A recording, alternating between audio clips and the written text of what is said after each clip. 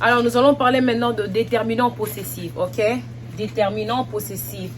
On vient de commencer avec le pronom possessif et on termine avec le déterminant possessif. Le déterminant possessif est la même, ok? Sont les mêmes avec le pronom possessif. Nous utilisons le déterminant possessif pour désigner une personne, une chose spécifique appartenant à soit une personne, un animal ou des animaux, ok? Ça montre l'appartenance, belonging, yanga, yayo, yaye, ok? Je me souviens de ça à l'école primaire. J'ai encore une bonne mémoire. Mon, ton, son, notre, votre, leur, ma, ta, sa, nos voleurs, mes, tes, ses, nos voleurs. Alright? This is, if you lived in Congo, si tu as étudié au Congo, ça, c'était devenu comme une récitation, comme une chanson, ok? En anglais, maintenant, comme je vous disais, l'anglais est vraiment régulier, mais le français est vraiment irrégulier, alright? En anglais, my, alright? Quand je parle de my, c'est soit mon pour un masculin, ma pour un féminin, et le pluriel c'est mes, ok? Par exemple, my child. Quand je parle de my child, c'est obviously au singulier, c'est mon enfant. Mais quand je parle de my children, ok? Je reste toujours là en anglais, my children, c'est maintenant les pluriels de my, alright? C'est mes enfants, my children, alright? Le pluriel de mon, c'est mes. En anglais, c'est toujours my, ça ne change pas. Même quand on change la deuxième personne, your, alright? On peut changer ici, on enlève my, on met your. Your children, ok?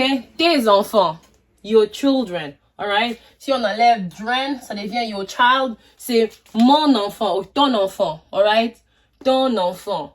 Quand ça devient children, là, c'est les pluriels, tes enfants. Quand on parle de his, ok? Par exemple, his wife. Je ne vais pas dire son femme, je vais dire sa femme. Je vais utiliser sa femme. Alright? Et quand je parle de her husband, je parle de son mari. Je ne parle pas de sa mari. Alright? So, en anglais, il faut vraiment... L'anglais est vraiment facile, ok? L'anglais est vraiment régulier. C'est juste le français qui est irrégulier. Mais tellement que vous maîtrisez les français, ça sera vraiment facile pour vous. Parce que la clé ici, c'est l'anglais. Moi, ça me concerne vraiment pas. Mon focus, c'est sur l'anglais, ok? Quand je parle de his wife, c'est la troisième personne du singulier. Je parle de sa femme. Wife, c'est la femme.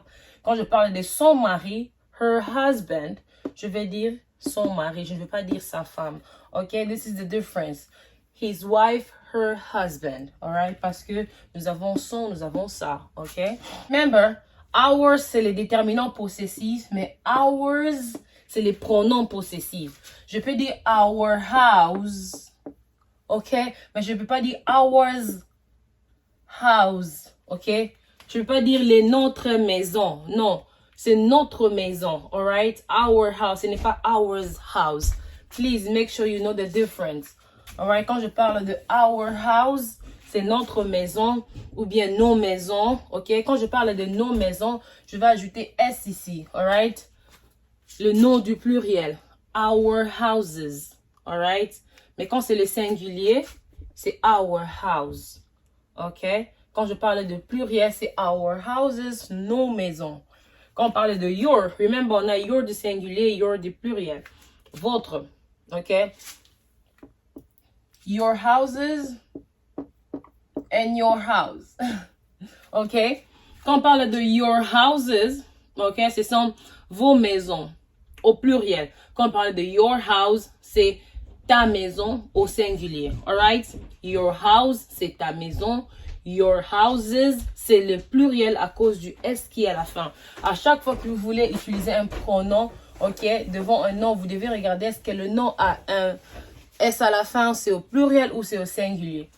Le nom va déterminer quel pronom ou quel déterminant qui viendra au devant du nom. De their, c'est leur, ok? Leur et leur. C'est le nom qui va déterminer quel pronom qui viendra devant. Quand je parle de their child, je parle de leur enfant. Mais quand je parle de their children, c'est leurs enfants. À cause du pluriel des enfants, du nom. Le nom est au pluriel, alors le déterminant qui vient devant doit toujours être au pluriel. Allez réviser la vidéo, regardez jusqu'à la fin. comprenez la différence entre les déterminants possessifs et les pronoms possessifs. Ça va beaucoup vous aider dans la communauté, dans la vie quotidienne, pour savoir comment utiliser ces déterminants et ces pronoms possessifs. Ok, si vous avez des questions, écrivez-moi une box. Les cours Zoom en personne vont commencer après le mois de mai.